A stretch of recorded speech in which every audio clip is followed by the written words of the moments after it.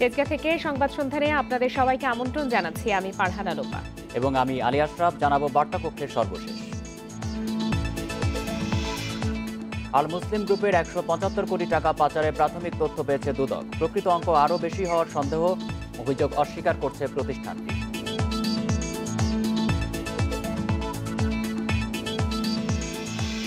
দেশে করোনায় আরও ১৭ জনের মৃত্যু, নতুন রোগী ৩৬৩।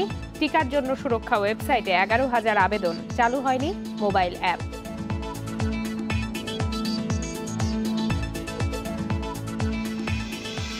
দু একটি বিক্ষিপ্ত সংঘর্ষ অভিযোগের মধ্য দিয়ে শেষ হল ৬২ পৌরসভায় ভোট গ্রহণ, চলছে গণনা।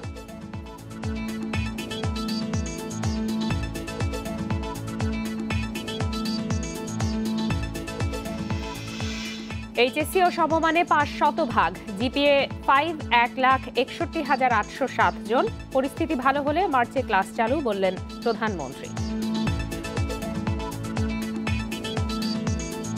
শিরোনামগুলো জানাচ্ছিলাম, এবার বিস্তারিত। আল মুসলিম গ্রুপের বিরুদ্ধে ১৭৫ কোটি টাকা পাচারের তথ্য পেয়েছে দুর্নীতি দমন কমিশন দুদক। প্রাথমিক অনুসন্ধানে এ তথ্য মিললেও পাচারের পরিমাণ আরও বেশি হতে পারে বলে ধারণা করছে দুদক। দেশ থেকে প্রতি বছর ৬৪,০০০ কোটি টাকা বিদেশে পাচারের অন্যতম অংশীদার আল মুসলিম গ্রুপ বলেও জানিয়েছে সংস্থাটি। তবে অভিযোগ অস্বীকার করছে অভিযুক্ত প্রতিষ্ঠানটি।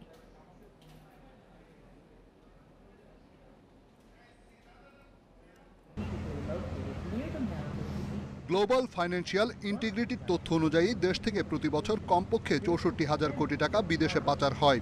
আমদানিতে ওভার ইনভয়েস বা পণ্যের অতিরিক্ত রপ্তানি দেখিয়ে টাকা বিদেশে পাচার হয় বলে মনে করেন শুল্ক গোয়েন্দারা। মূলত পোশাক খাত থেকে সিংহভাগ টাকা পাচার হয় বলে অভিযোগ এসেছে দুদকের কাছে। যুক্তরাষ্ট্র, কানাডা, অস্ট্রেলিয়া, সংযুক্ত আরব আমিরাত সহ মধ্যপ্রাচ্যের বেশিরভাগ দেশে পাচার হয় টাকা। আল মুসলিম গ্রুপের বিরুদ্ধে এমন সুনির্দিষ্ট তথ্য পেয়েছে দুদক। প্রাথমিকভাবে ১৭৫ কোটি টাকা পাচারের তথ্য পাওয়া গেছে প্রতিষ্ঠানটির বিরুদ্ধে। দুদক বলছে, তথ্য উপাত্ত যাচাই করে আল মুসলিম সহ অন্য সব অবৈধ অর্থ পাচারকারীর বিরুদ্ধে ব্যবস্থা নেওয়া হবে। এজন্য ৩ সদস্যের অনুসন্ধান দলও গঠন করেছে সংস্থাটি। আল মুসলিম গ্রুপের মালিকেরা ১৭৫ কোটি টাকার পাচারের তথ্যের কথা বলা হয়েছে। অনুসন্ধানে যাদের বিরুদ্ধে তথ্য পাওয়া যাবে বা সংশ্লিষ্টতা পাওয়া যাবে, তিনি যত ক্ষমতাশালী হন না কেন, তার বিরুদ্ধে আমরা ব্যবস্থা নিব। এটার বিষয়ে আমাদের ইনকোয়ারি চলতেছে। আমার বক্তব্য হইল যে এখানে কোনো কিছু আমাদের কোনো সমস্যা হবে না এবং আমরা কোনো কিছু এটার সাথে জড়িত না। টিআইবি বলছে, শুধু ওভার ইনভয়েস নয়, পাচারকারীরা অন্য কোনো নতুন কৌশল অবলম্বন করছে কিনা তাও খতিয়ে দেখতে হবে। যারা অর্থ পাচারের সাথে জড়িত তারা মোটামুটিভাবে তাদের একটা বিশাল অংশই প্রভাবশালী এবং ক্ষমতার সাথে সংশ্লিষ্ট বিভিন্নভাবে, যে কারণে তাদের বিরুদ্ধে কোনো কার্যকর পদক্ষেপ দুর্নীতি দমন কমিশনের মতো সংস্থাগুলো নিতে দেখা যায় না। দেশ গড়ার কথা বলে কোনো প্রতিষ্ঠান দেশের অর্থনীতিকে খোঁড়া করে দিচ্ছে। তাদের তালিকা করে আইনি ব্যবস্থা গ্রহণ করা উচিত বলে মনে করে টিআইবি। রিশাদ হুদা, ইন্ডিপেন্ডেন্ট নিউজ, ঢাকা। দেশে করোনায় আরও ১৭ জনের মৃত্যু হয়েছে, এর মধ্যে পুরুষ ১০ এবং নারী ৭ জন। এ নিয়ে মোট প্রাণহানি হল ৮,১১১ জনের। ২৪টি ল্যাবে ২৪ ঘন্টায় ১২,০৮৪ নমুনা পরীক্ষায় করোনা শনাক্ত হয়েছে ৩৬৩ জনের। পরীক্ষা বিবেচনায় শনাক্তের হার ৩%।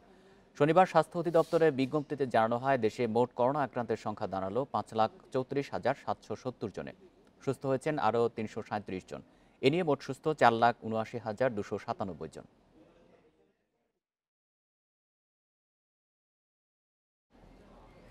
সারা দেশে ৭ ফেব্রুয়ারি শুরু হবে একযোগে টিকাদান। এরই মধ্যে শেষ সব ধরনের প্রস্তুতি। সরকারি হাসপাতালে প্রস্তুত ৬৬২ টিকা কেন্দ্র। টিকা প্রয়োগে থাকছে প্রায় ৭,০০০ প্রশিক্ষিত টিম। সুরক্ষা ওয়েবসাইটের মাধ্যমে এ পর্যন্ত আবেদন জমা পড়েছে ১১,০০০। বিশ্বের ৫৪তম দেশ হিসেবে টিকা কর্মসূচির উদ্বোধন হয়েছে বাংলাদেশে। পরীক্ষামূলক টিকা কর্মসূচিও শেষ। সব মিলিয়ে এ পর্যন্ত টিকা পেয়েছেন ৫৬৭ জন। সারা দেশে টিকা দেয়া শুরু হবে ৭ ফেব্রুয়ারি। এরই মধ্যে ৩৬ জেলায় পৌঁছে গেছে করোনা ভ্যাকসিন। শুধু সরকারি হাসপাতালেই বসছে টিকা কেন্দ্র। ঢাকায় কেন্দ্রের সংখ্যা 49, স্বায়ত্তশাসিত হাসপাতালে 1, CMH 3, সরকারি মেডিকেল কলেজ হাসপাতাল 4, সরকারি হাসপাতাল 20, বিশেষায়িত হাসপাতাল 12, বিজিবি হাসপাতালে 1, আনসার হাসপাতাল 1, ঢাকা সিভিল সার্জন অফিসেও বসছে একটি কেন্দ্র। এছাড়া টিকা দেয়া হবে 2 সিটি কর্পোরেশনের হাসপাতালেও। আর ঢাকার বাইরে টিকা কেন্দ্র 613টি। এর মধ্যে আছে সরকারি হাসপাতালে 1, সরকারি মেডিকেল কলেজ হাসপাতাল 18, CMH ও স্বায়ত্তশাসিত প্রতিষ্ঠান 22, বিজিবি হাসপাতাল 4, জেলা পুলিশ হাসপাতাল 63, জেলা সদর হাসপাতাল 63, উপজেলা সদর হাসপাতালেও বসবে 423 কেন্দ্র। মন্ত্রী মহোদয় আমাদেরকে যেটা বলেছেন যে উনি একটা নির্দিষ্ট হাসপাতালে কথা বলবেন, সেই নির্দিষ্ট হাসপাতালে উনি নিজে থাকবেন, আমরা থাকব, ফ্রন্টলাইনারদের সাথে করে নিয়ে উনি একসাথে একটা টিকা দিতে চান এবং ওই দিন আমরা ওখানে প্রায় 150 জনের মতন আমরা টিকা দিব এবং আমাদের যারা আছে বিশেষ করে আমাদের ডিজি অফিস যারা আছেন আমরা আশা করছি আমরা সবাই ওখানে টিকা নিব। তবে আবেদন শুরু হলেও নানা জটিলতায় নিবন্ধন করতে পারছেন না অনেকেই। এখনো চালু করা যায়নি সুরক্ষার অ্যাপ ভার্সন। এ পর্যন্ত সুরক্ষার ওয়েবসাইটে জমা পড়েছে 11,000 আবেদন। যে অ্যাপটি মাত্র 27 তারিখে খুলেছে এবং এটা ব্যবহার করতে গেলে আপনাদের কাছ থেকে কিছু ফিডব্যাক আসবে এবং আমরা যারা ব্যবহার করছে অ্যাপ বলা উচিত না আসলে, এখন পর্যন্ত ওয়েব পোর্টালের মাধ্যমে হচ্ছে, তার পরিপ্রেক্ষিতে এই প্রবলেমগুলোর সলিউশনগুলো সব বের করা হচ্ছে। স্বাস্থ্য অধিদপ্তর বলছে টিকা প্রয়োগে কাজ করবে 6,990টি টিম। ব্যবহার করা হবে না নিয়মিত টিকা কর্মসূচির কেন্দ্র ও জনবল। আলাদা প্রশিক্ষণ প্রাপ্ত জনবল দিয়েই চলবে করোনা টিকা কর্মসূচি। Hasan Misbah, independent news, Dhaka. বিশ্বে করোনা একদিনে প্রায় 15,000 মানুষের মৃত্যু হয়েছে। এ নিয়ে মোট প্রাণহানি ছাড়ালো 22,14,000। নতুন 6 লাখ রোগী নিয়ে বিশ্বের মোট আক্রান্তের সংখ্যা 10,26,00,000-এর বেশি। 24 ঘন্টায় সবচেয়ে বেশি 3,600 মৃত্যু হয়েছে যুক্তরাষ্ট্রে। এ নিয়ে দেশটির প্রাণহানি দাঁড়ালো 4,47,000। নতুন আরও 1.5 লাখের বেশি রোগী নিয়ে যুক্তরাষ্ট্রের সংক্রমিতের সংখ্যা 2,65,00,000-এর বেশি। যুক্তরাজ্যে একদিনে প্রাণ গেছে 1,250 মানুষের। এছাড়াও ব্রাজিলে 1100 ও জার্মানিতে প্রায় 850 মানুষের মৃত্যু হয়েছে। ফ্রান্সে ইউরোপীয় ইউনিয়নের দেশ ছাড়া বাকি সব দেশের জন্য সীমানা বন্ধ ঘোষণা করেছে দেশটির সরকার।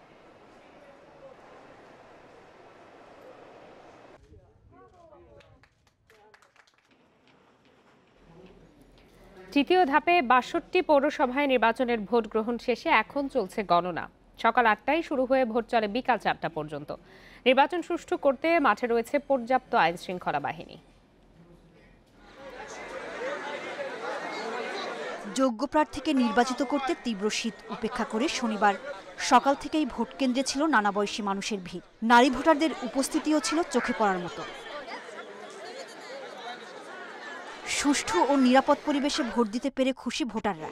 বলেন দেশের উন্নয়নে যিনি কাজ করবেন তাকেই নির্বাচিত করতে চান তারা।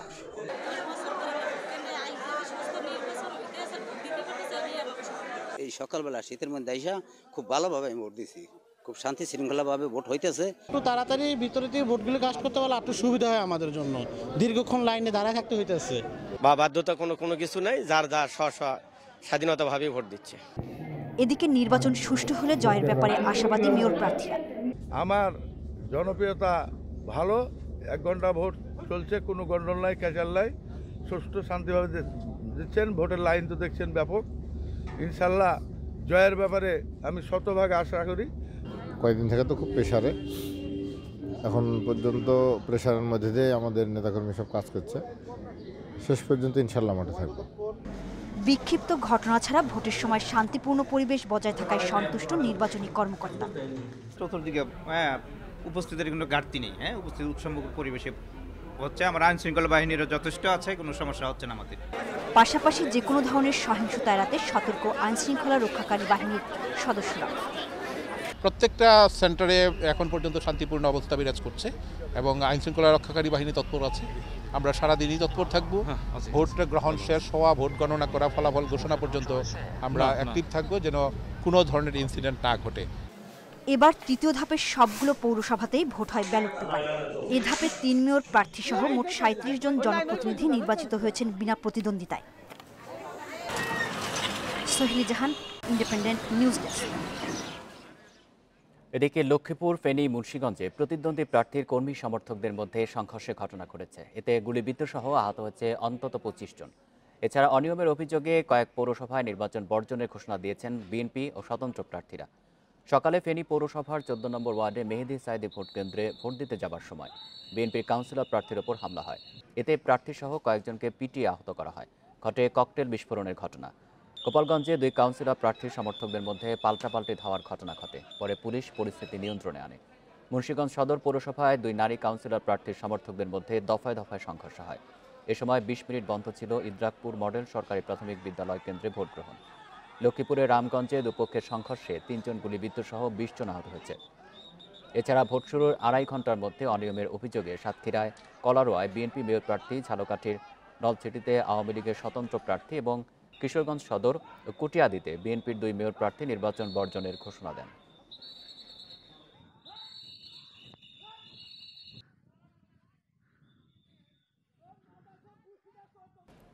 2020 সালের এইচএসসি ও সমমানের ফলাফলে জিপিএ 5 পেয়েছেন 1,61,807 জন।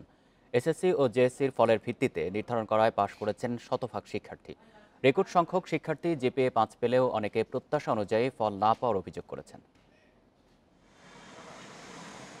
গত বছরের এইচএসসি ও সমমানের পরীক্ষায় অংশ নিতে নিবন্ধন করেছিলেন 13,67,377 জন শিক্ষার্থী, কিন্তু দেশে করোনা সংক্রমণের কারণে পরীক্ষা বাতিল হয়। পরবর্তীতে জেএসসির 25% ও এসএসসির 75% নম্বরের ওপর ভিত্তি করে ফলাফল দেওয়ার সিদ্ধান্ত নেওয়া হয়। সংশোধন করা হয় সংশ্লিষ্ট বোর্ডের আইন। অবশেষে শনিবার আনুষ্ঠানিকভাবে এই ফল ঘোষণা করা হলো। ফলাফলে জিপিএ 5 পেয়েছেন 1,61,807 জন, যেটি 2019 সালে ছিল 47,286। জিপিএ 5-এর শতকরা হার হচ্ছে 11.83 ভাগ। 2019 সালে সেটি ছিল 3.54 ভাগ। জেএসসি এবং এসএসসিতে জিপিএ 5 না পেলেও 17,220 জন শিক্ষার্থী এইচএসসিতে পেয়েছেন জিপিএ 5। অন্যদিকে জেএসসি এবং এসএসসিতে জিপিএ 5 পাওয়া 396 জন পাননি জিপিএ 5। বিষয় ম্যাপিং করে ফল দেওয়ার কারণে এমনটি ঘটেছে জানালেন শিক্ষামন্ত্রী।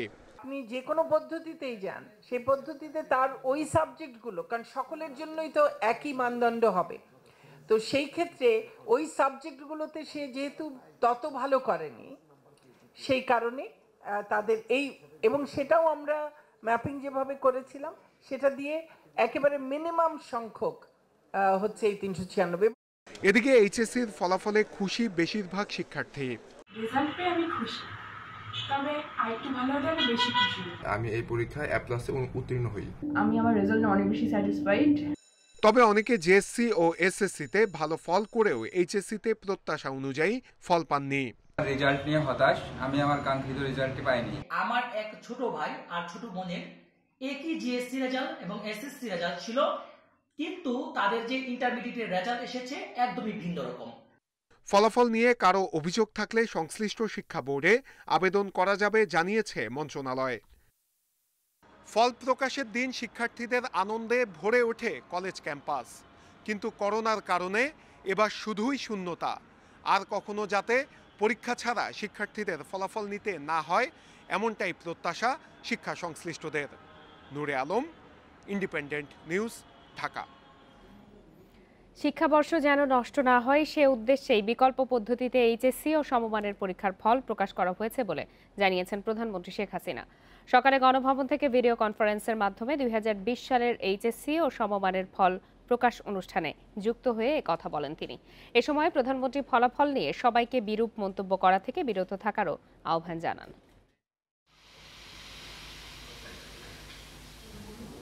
করোনা মহামারীর কারণে 2020 সালের বাতিল হওয়া এইচএসসি ও সমমানের পরীক্ষার ফলাফল এবার ঘোষণা করা হয়েছে জেএসসি ও এসএসসি পরীক্ষার ফল মূল্যায়ন করে। 11টি শিক্ষা বোর্ডের এই ফল প্রকাশ অনুষ্ঠানে ভার্চুয়ালি যুক্ত হন প্রধানমন্ত্রী শেখ হাসিনা। অনুষ্ঠানে প্রধানমন্ত্রী বলেন, করোনায় সবার আগে দেশের মানুষের সুরক্ষাকে অগ্রাধিকার দেওয়া হয়েছে। এ কারণে বিশ্বের বিভিন্ন দেশের মতো বাংলাদেশেও পরীক্ষার ফল প্রকাশে ডিজিটাল পদ্ধতি প্রয়োগ করা হলো। শিক্ষার্থীদের শিক্ষাবর্ষ যেন নষ্ট না হয় সেদিকে খেয়াল রেখেই এই সিদ্ধান্ত বলে জানান তিনি। আমাদের শিক্ষার্থী তাদের জীবন থেকে একটা বছর নষ্ট হয়ে যাক সেটা তো আমরা চাই না, তাদের জীবনটা চলমান থাকুক, সেটাই আমরা চাই। সে কারণেই আমরা এই ফলাফলটা ঘোষণা দিলাম। আমি আশা করি যে সকলে এ ব্যাপারে আনন্দিত হবে এবং তাদের পড়াশোনা অব্যাহত থাকবে। এই ফলাফল নিয়ে বিরূপ মন্তব্য করা হয় তাহলে, বা দেওয়ার পদ্ধতি নিয়ে বিরূপ মন্তব্য করা হয়, এটাও কিন্তু তাদের জন্য তাদের মানসিক চাপ পড়বে। কাজে যারা এই ধরনের কথা বলছেন তাদেরকে বিরত থাকার জন্য আমি অনুরোধ জানাচ্ছি। প্রধানমন্ত্রী বলেন, শিক্ষার্থীদের করোনা থেকে রক্ষায় সব শিক্ষা প্রতিষ্ঠানে সাধারণ ছুটি ঘোষণা করা হয়। ফেব্রুয়ারি মাসে পরিস্থিতির উন্নতি হলে মার্চে সীমিত পরিসরে ক্লাস শুরু হতে পারে বলেও জানান তিনি। এই ফেব্রুয়ারি মাসটা নজরে রাখবো। যদি ফেব্রুয়ারি মাসে অবস্থা ভালো থাকে, পরবর্তীতে আমরা সীমিত আকারে আমাদের শিক্ষা প্রতিষ্ঠান খুলে আমাদের ছেলেমেয়েরা যাতে স্কুল, কলেজ বা ইউনিভার্সিটিতে যেতে পারে সে ব্যবস্থাটা আমরা নেব। সে ধরনের চিন্তাভাবনা আমাদের আছে। প্রধানমন্ত্রী বলেন, শিক্ষা প্রতিষ্ঠান বন্ধ থাকলেও বিভিন্ন পদ্ধতিতে পাঠদান চালু রাখা হয়েছে। শিক্ষার্থীরা ঘরে বসেই শিক্ষা কার্যক্রম অব্যাহত রাখতে পারছে। বাসায় থেকেও শিক্ষার্থীরা নিয়মিত যেন পড়াশোনা অব্যাহত রাখে সেদিকে খেয়াল রাখতে অভিভাবকদের প্রতি আহ্বান জানান তিনি। নূরে জান্নাত, ইন্ডিপেন্ডেন্ট নিউজ। দেশের উচ্চশিক্ষায় আসন রয়েছে প্রায় ৮ লাখ। এবার পরীক্ষা ছাড়াই এইচএসসির ফল দেয়ায় বিশ্ববিদ্যালয়ে ভর্তি পরীক্ষায় জিপিএর নম্বর কমানো হয়েছে। পাবলিক বিশ্ববিদ্যালয় ও মেডিকেলে আসন কমায় ভর্তিতে তীব্র প্রতিযোগিতায় পড়বে শিক্ষার্থীরা। বিশ্ববিদ্যালয় খোলার পরেই ভর্তির তারিখ ঘোষণা করা হবে। এবার এইচএসসির ফলাফলে শতভাগ পাশ করেছে। পাশ করা শিক্ষার্থী প্রায় 13,67,377 জন। ইউজিসির তথ্য অনুযায়ী পাবলিক বিশ্ববিদ্যালয়ে আসন আছে প্রায় 47,000, বেসরকারি বিশ্ববিদ্যালয়ে আসন 3,25,000, জাতীয় বিশ্ববিদ্যালয়ের অধীন কলেজে স্নাতকে আসন 4,44,200, উন্মুক্ত বিশ্ববিদ্যালয়ে আসন প্রায় 34,000, ইসলামী আরবি বিশ্ববিদ্যালয়ে আসন রয়েছে 53,148টি, সরকারি বেসরকারি মেডিকেল কলেজে আসন রয়েছে 6,000-এর বেশি। ভর্তি ইচ্ছুক ছাত্রছাত্রীদের আসন কোনো সংকট হবে না।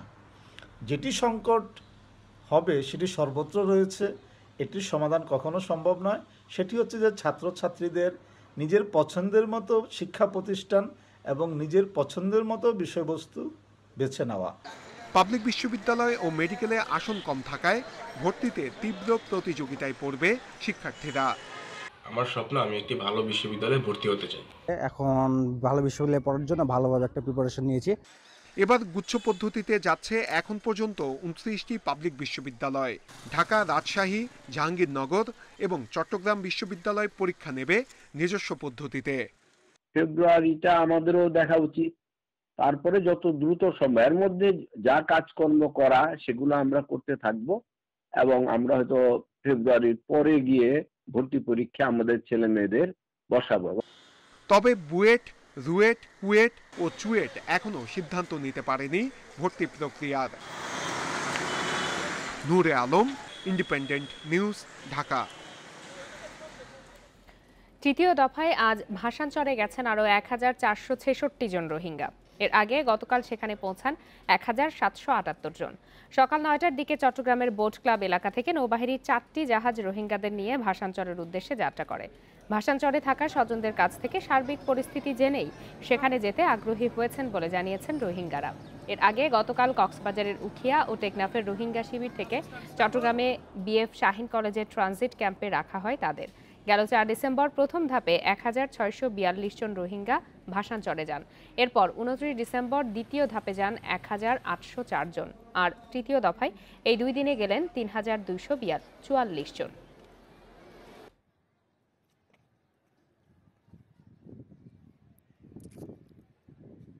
এক মাস আগে অপহরণ হওয়া চট্টগ্রামের লোহাগাড়া উপজেলার জাতীয় পার্টির নেতা আনোয়ার হোসেনের মরদেহ উদ্ধার করেছে পুলিশ। শুক্রবার রাতে উপজেলার দরবেশহাটের একটি খামারের পাশ থেকে গলিত মরদেহটি উদ্ধার করা হয়। জাতীয় পার্টির উপজেলা আহ্বায়ক কমিটির সদস্য আনোয়ার হোসেন গত 29 ডিসেম্বর লোহাগাড়া উপজেলার পদুয়া বাজার এলাকা থেকে নিখোঁজ হন। 31 ডিসেম্বর এ নিয়ে লোহাগাড়া থানায় একটি ডায়েরি করে পরিবার। পরে মুক্তিপণ হিসাবে 10 লাখ টাকা দাবি করা হয়েছে বলে 2 জানুয়ারি পুলিশকে জানায় পরিবার। তদন্তে নেমে আনোয়ারের খামারের 2 কর্মীকে আটক করে পুলিশ। তাদের দেয়া তথ্যেই খোঁজ মেলে আনোয়ারের মরদেহের বলে জানানো হয়।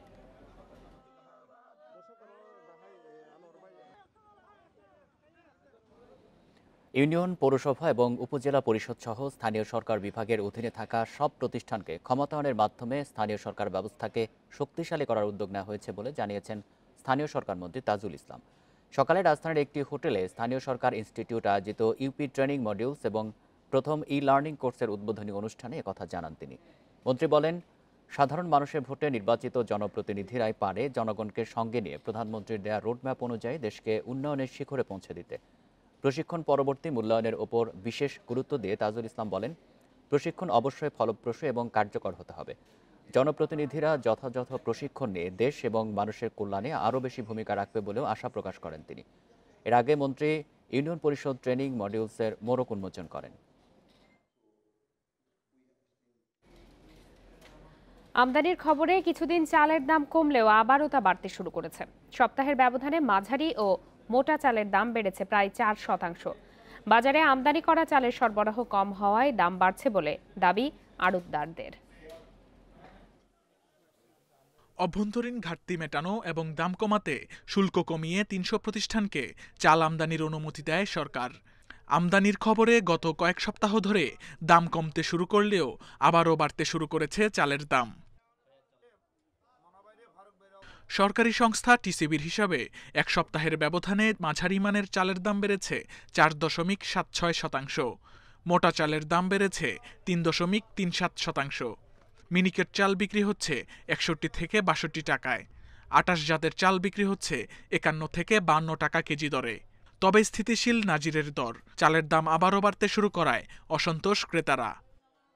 এখানে যেটা হচ্ছে যে সিন্ডিকেশনটা আমার মনে হয় কাজ করছে। সম্পূর্ণ এটাই আসলে আমাদের সাপ্লাই সিস্টেমের যে ইনএফিসিয়েন্সি। এক সপ্তাহ 50 থেকে 100 টাকা কিছু কিছু চালের দাম কমেছিল, কিন্তু তার পরবর্তীতে যখন চাল ঢুকতে বিলম্বতা শুরু হলো তখনই কিন্তু সে দামটা আবার মিল মালিকরা ধানের দাম বেশি বলে চালের দামটা সাবেক জায়গায় নিয়ে আসছে। বিক্রেতারা জানান, বাজারে আমদানি করা চালের সরবরাহ খুবই কম। কিছু আড়তে দেখা মিললেও দাম সহনীয় না হওয়ায় আগ্রহ নেই ক্রেতাদের। গতকালকে 10 বস্তা চাল পাইছি বা মানে এই আমদানি করার পর থেকে, কিন্তু এটি নাজির চাল, এগুলো ছোলো আইটেম, এটা চলে কম। মিনিকেটটা যদি পর্যাপ্ত পরিমাণে ঢুকতো তাহলে মিনিকেট দামটা কমে যেত। কাস্টমার এটা গ্রহণ করতেছে না। একদিক হলো দামও বেশি, মানে যেই মান আছে সেই মান অনুযায়ী দামটা অনেক বেশি। গত সপ্তাহ থেকে এই সপ্তাহ চাউলের দামটা একটু ঊর্ধ্বগতি। হ্যাঁ, আমি 28 চাল কিনতে আসছি, এখন বস্তা মানে দোকানদাররা 2450-2500 টাকা চাইতেছে আর কি। দাম নিয়ন্ত্রণে আনতে আমদানি করা চাল সঠিকভাবে বাজারজাত হচ্ছে কিনা তা তদারকির দাবি ভোক্তাদের। Shamim Ahmed, independent news, Dhaka. BCCI সভাপতি সৌরভ গাঙ্গুলী শঙ্কামুক্ত। সব ঠিক থাকলে কাল হাসপাতাল থেকে বাড়ি ফিরছেন বলে নিশ্চিত করেছেন চিকিৎসক। বুকের ব্যথা নিয়ে দ্বিতীয়বার হাসপাতালে ভর্তি হওয়া সৌরভ গাঙ্গুলীর হৃদযন্ত্রে আরও 2টি স্টেন্ট বসানো হয়েছে। তার অবস্থা এখন স্থিতিশীল।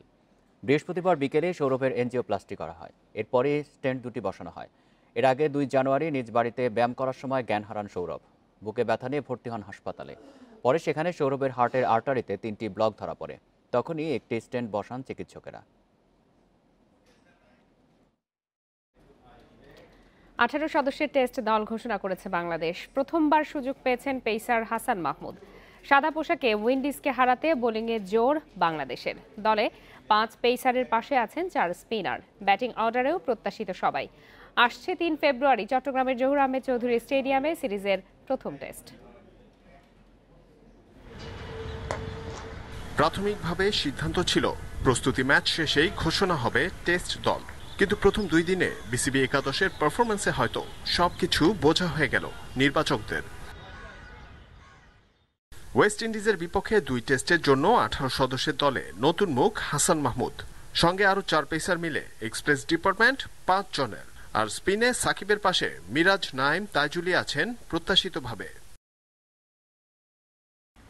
অবশ্যই বড় ঘটনা সাকিব আল হাসানের প্রত্যাবর্তন।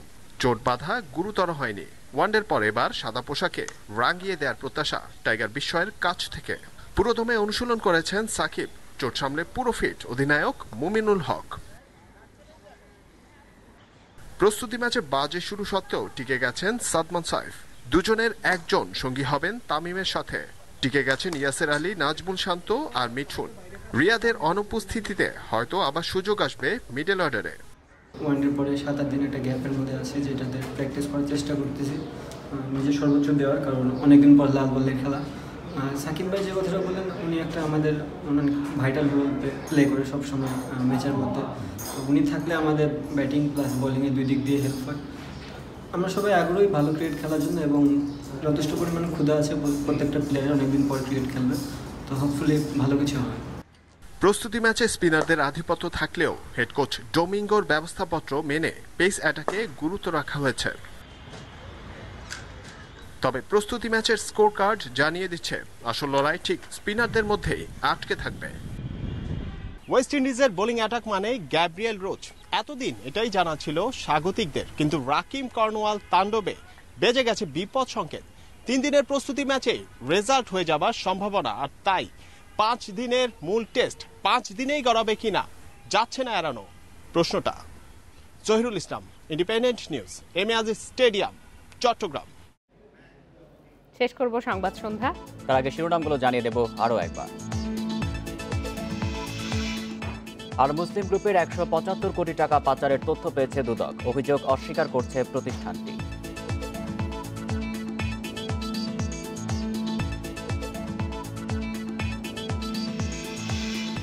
দেশে করোনায় আরও 17 জনের মৃত্যু, নতুন রোগী 363, টিকার জন্য ওয়েবসাইটে 11,000 আবেদন, চালু হয়নি মোবাইল অ্যাপ।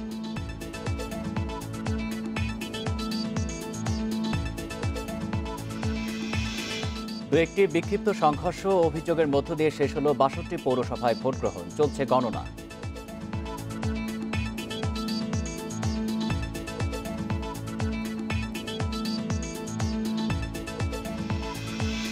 এইচএসসি ও সমমানে 500%, জিপিএ 5 1,61,807 জন। পরিস্থিতি ভালো হলে মার্চে ক্লাস চালু, বললেন প্রধানমন্ত্রী।